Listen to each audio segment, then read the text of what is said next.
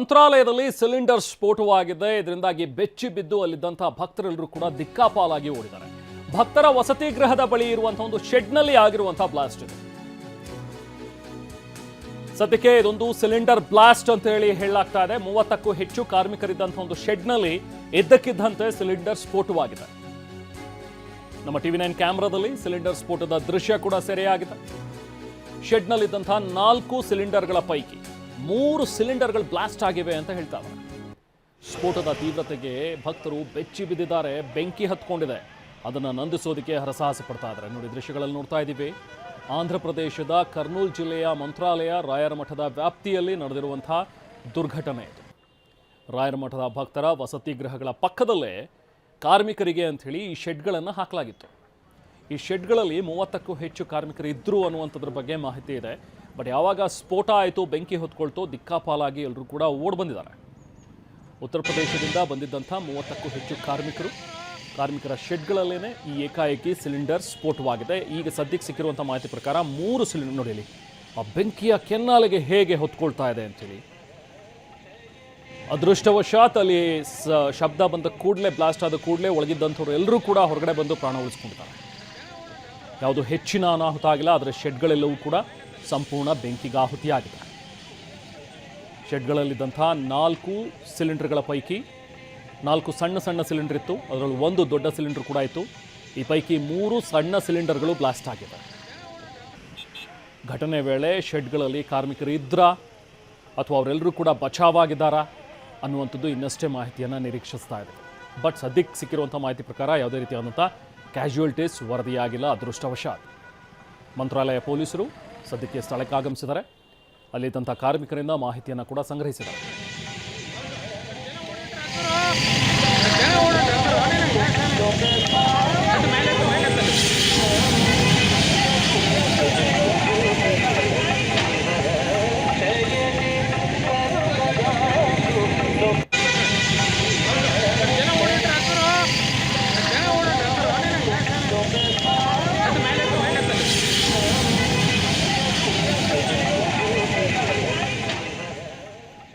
ನಮ್ಮ ರಾಯಚೂರು ಪ್ರತಿನಿಧಿ ಭೀಮೇಶ್ ಒಂದು ಪ್ರತ್ಯಕ್ಷ ವರದಿ ನೀಡಿದ್ದಾರೆ, ಬನ್ನಿ ನೋಡೋಣ.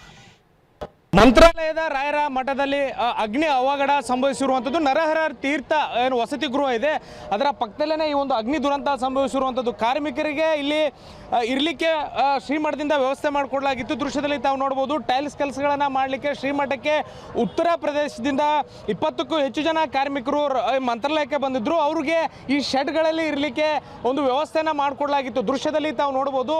4 ಸಣ್ಣ ಸಿಲಿಂಡರ್ಗಳಿದ್ದಾವೆ, 2 ದೊಡ್ಡ ಸಿಲಿಂಡರ್ಗಳಿದ್ದಾವೆ ಅನ್ನುವಂಥ ವಿಚಾರವನ್ನು ಕಾರ್ಮಿಕರು ಈಗಾಗಲೇ ಸ್ಥಳೀಯ ಮಂತ್ರಾಲಯ ಪೊಲೀಸರಿಗೆ ಮಾಹಿತಿಯನ್ನು ನೀಡಿದ್ದಾರೆ. ದೃಶ್ಯದಲ್ಲಿ ತಾವು ನೋಡ್ಬೋದು. ಏನೋ ಗ್ಯಾಸ್ ಸ್ಟವ್ ಕೂಡ ಇಲ್ಲಿ ಇರುವಂಥದ್ದು, ಪಾತ್ರೆಗಳಿದ್ದಾವೆ, ಎಲ್ಲವೂ ಕೂಡ ಚೆಲ್ಲಾಪಿಲ್ಲಿಯಾಗಿ ಹೋಗಿದೆ. ದೊಡ್ಡ ಮಟ್ಟಕ್ಕೆ ಬ್ಲಾಸ್ಟ್ ಆಗಿರುವಂತಹ ರೀತಿಯಲ್ಲಿ ಈ ಒಂದು ಅಗ್ನಿ ಅವಘಡ ಸಂಭವಿಸಿದೆ. ಒಳಗಡೆ ಅಂದಾಜು ಒಂದು 2 ಸಿಲಿಂಡರ್ ಬ್ಲಾಸ್ಟ್ ಆಗಿರೋ ರೀತಿ ಸದ್ಯ ದೃಶ್ಯಗಳಲ್ಲಿ ಕಂಡು ಬಂದಿರುವಂಥದ್ದು. ಹೀಗಾಗಿ ಸ್ಥಳೀಯ ಮಂತ್ರಾಲಯ ಪೊಲೀಸರು ಕೂಡ ಈ ಆವರಣದ ಸುತ್ತಲೂ ಯಾರೂ ಹೋಗಬಾರ್ದು ಅನ್ನುವಂಥ ನಿಟ್ಟಿನಲ್ಲಿ ಕಟ್ಟುನಿಟ್ಟಿನ ಕ್ರಮ ಕೈಗೊಳ್ಳಲಾಗಿರುವಂಥದ್ದು. ಸ್ಥಳೀಯ ಮಂತ್ರಾಲಯ ಪೊಲೀಸರು ಕೂಡ ಘಟನಾ ಸ್ಥಳಕ್ಕೆ ಧಾವಿಸಿದ್ದಾರೆ. ಸಾಕಷ್ಟು ಮಾಹಿತಿಯನ್ನು ಕೂಡ ಪಡಿತಾ ಇದ್ದಾರೆ. ಗೇಟನ್ನು ಲಾಕ್ ಮಾಡೋ ಮೂಲಕ ಯಾರೂ ಕೂಡ ಭಕ್ತರಾಗಿರ್ಬೋದು ಮತ್ತು ಸಂಬಂಧಪಟ್ಟಂಥವ್ರು ಯಾರೂ ಒಳಗಡೆ ಬರಬಾರ್ದು ಮತ್ತು ಈ ದುರಂತ ಸಂಭವಿಸಿರುವಂತಹ ಸ್ಥಳಕ್ಕೆ ಬರಬಾರ್ದು ಅನ್ನುವಂಥ ನಿಟ್ಟಿನ ಎಲ್ಲರೂ ಒಂದೇ ಕಡೆ ಏನು ಹಿಡಿದಿಡಿಸಿದ್ದಾರೆ. ದೃಶ್ಯದಲ್ಲಿ ಏನು ನೋಡ್ತಾ ಇದ್ರಿ, ಮುಂಭಾಗದಲ್ಲಿದ್ದಾರೆ ಇವರೇ, ಅಕ್ಕಲ್ಲಿ ಏನು ನೋಡ್ತಾ ಇದ್ದೀರಿ ಇವರೇ ಏನು ಇಲ್ಲಿ ಶೆಡ್ಗಳಲ್ಲಿ ವಾಸ ಮಾಡ್ತಿದ್ದಂತಹ ಕಾರ್ಮಿಕರು. ಇವರು ಕೆಲಸಕ್ಕೆ ಅಂತೇಳಿ ಬೆಳಗ್ಗೆ ಮತ್ತು ಶ್ರೀಮಠದ ಆವರಣದ ಒಳಗಡೆ ಹೋಗಿದ್ರು. ಈ ಸಂದರ್ಭದಲ್ಲಿ ಈ ದುರ್ಘಟನೆ ಸಂಭವಿಸಿದೆ. ಹೀಗಾಗಿ ಏನಾಯಿತು ಅನ್ನೋದ್ರ ಬಗ್ಗೆ ಸ್ಪಷ್ಟ ಮಾಹಿತಿ ಇಲ್ಲ. ಹೀಗಾಗಿ ಕಾರ್ಮಿಕರಿಂದ ಕೂಡ ಸದ್ಯ ಪೊಲೀಸರು ಮಾಹಿತಿಯನ್ನು ಪಡಿತಾ ಇದ್ದಾರೆ. ಕ್ಯಾಮ್ರಾ ಪರ್ಸನ್ ವಾಸುದೇವ್ ಜೊತೆ ಭೀಮೇಶ್ ಪೂಜಾರ್, TV9 ಮಂತ್ರಾಲಯ. ಇನ್ನು ಸ್ಫೋಟದ ಸ್ಥಳಕ್ಕೆ ಸುಬುಧೇಂದ್ರ ತೀರ್ಥ ಶ್ರೀಗಳು ಭೇಟಿ ನೀಡಿದ್ದಾರೆ. ಪೊಲೀಸರು ಮತ್ತು ಕಾರ್ಮಿಕರು ಶ್ರೀಗಳಿಗೆ ಮಾಹಿತಿಯನ್ನು ಕೂಡ ಕೊಟ್ಟಿದ್ದಾರೆ. ಇದೇ ವೇಳೆಗೆ ಅಗ್ನಿಶಾಮಕ ದಳದ ಸಿಬ್ಬಂದಿ ಕೂಡ ಈಗಾಗಲೇ ಬಂದು ಬೆಂಕಿಯನ್ನು ನಂದಿಸುವ ಕಾರ್ಯ ಆಗ್ತಾ ಇದೆ.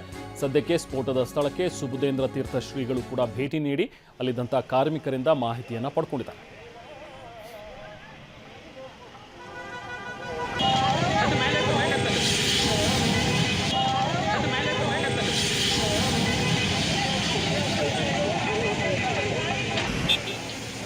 ನಮ್ಮ ನರಹರಿ ತೀರ್ಥ ವಸತಿ ಗೃಹದ ಪಕ್ಕದಲ್ಲಿ ಇರತಕ್ಕಂತಹ ಕೆಲವು ತಾತ್ಕಾಲಿಕ ಶೆಡ್ಗಳಲ್ಲಿ ಬಿಹಾರ ಮತ್ತು ಇತರ ಪ್ರಾಂತಗಳಿಂದ ಉತ್ತರ ಪ್ರದೇಶ ಭಾಗದಿಂದ ಆಗಮಿಸಿ ಇಲ್ಲಿ ಬಹುದಿನಗಳಿಂದ ಅನೇಕ ಕಟ್ಟಡಗಳ ಫ್ಲೋರಿಂಗು ಮತ್ತು ಫಾಲ್ಸ್ ರೂಫಿಂಗು ಈ ಮೊದಲಾದ ಕೆಲಸಗಳಿಗೋಸ್ಕರವಾಗಿ ಆಗಮಿಸಿದಂತಹ ಗುತ್ತಿಗೆದಾರರುಗಳು ಅಲ್ಲಿ ಕೆಲಸ ಮಾಡುವವರಿಗೆ ತಾತ್ಕಾಲಿಕವಾಗಿ ನಿರ್ಮಾಣ ಮಾಡಿದಂತಹ ಶೆಡ್ಡುಗಳಲ್ಲಿ ವಾಸವಾಗಿರ್ತಾ ಇದ್ದರು.